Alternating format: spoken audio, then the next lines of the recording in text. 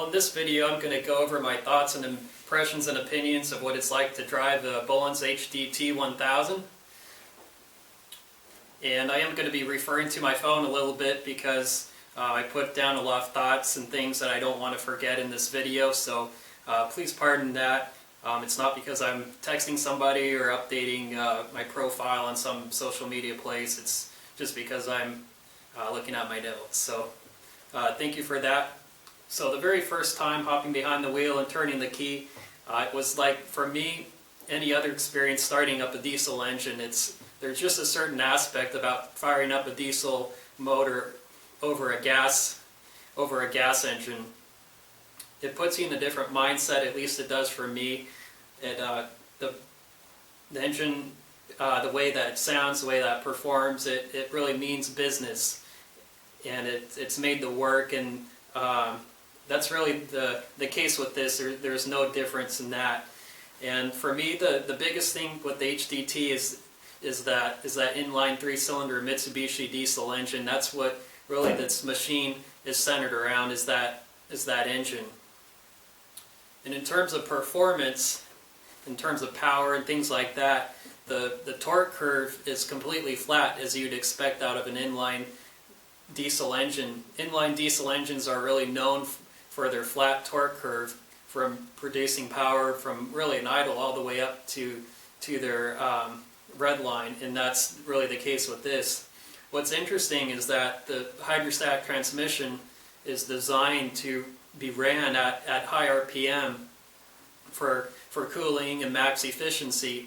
So the engine itself, it never really feels like it's ever being bogged down. Even on quarter throttle to half throttle, the engine never feels like it wants to stall or work, or it feels like it's being strained. It feels so low stressed.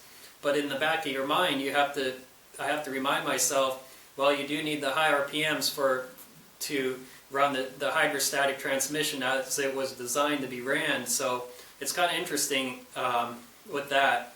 With my 1886, which had a gas motor, it was definitely different. It had good power, but anything really below half throttle, there was no power. So whereas with this, I mean, it has all the power, but you still really need to have the engine be revved up for it to be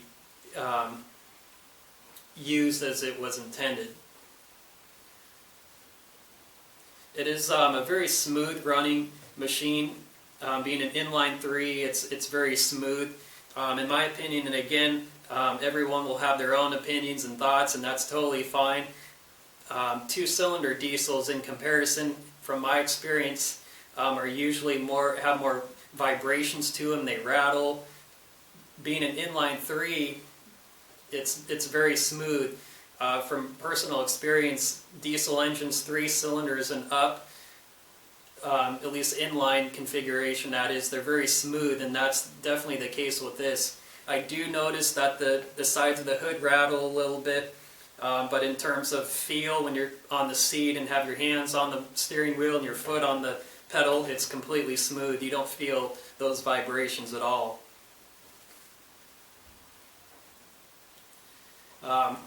Being a mid-1980s vintage, it doesn't have a deep diesel particulate filter or diesel exhaust fluid or anything like that. It's a very raw engine. You know, when you rev it up a little bit, you get a little puff of black smoke, and that just totally all adds to the character. I love that a lot, and so that's just a lot of fun as well, and adds to the experience for sure. The power steering is the second thing that I noticed right away. I wasn't sure what to expect from the power steering. My first job was a lot attendant 15 or 16 years ago at a John Deere dealership.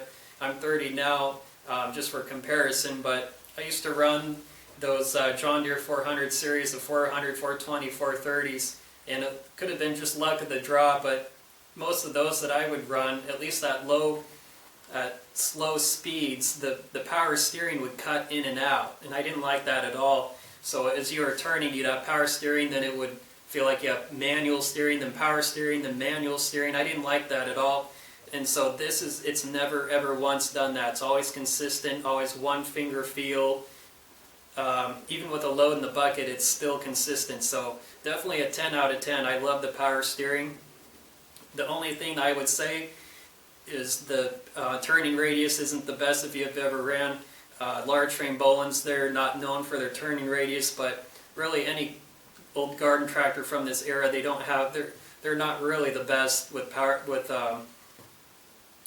turning radius. So they're not like the new ones, but you do have the hydrostatic drive, so you can go forward and reverse very quickly, and so that definitely makes up for it in a large way. Oh, and I do know that I think the earlier style Bolens, which had a slightly different type of power steering, it was called bump steer. I don't have experience with that kind, so I can't comment on that, but at least with this steering, it works awesome for sure. The weight of the tractor, any large frame, if you've ran a large frame, they feel they are planted, they are heavy machines, they do not get pushed around. And this one, I think it weighs just over 2,000 pounds. The shipping weight was very close to that. Now with these heavier rear wheels, I think it's just over 2,000. The 1886 I had,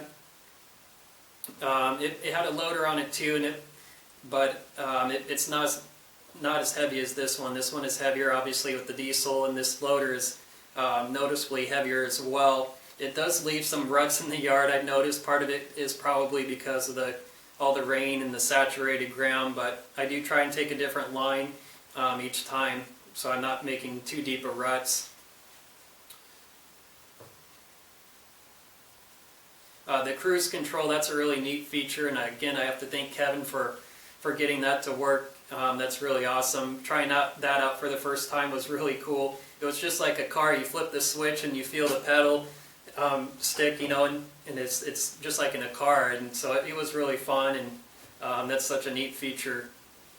In terms of the hydrostatic transmission, this has the Eaton 11. I can't compare it to the Sunstrand 15. I haven't driven one of those before, but I can compare it to the earlier Eaton 12, which my 1886 had.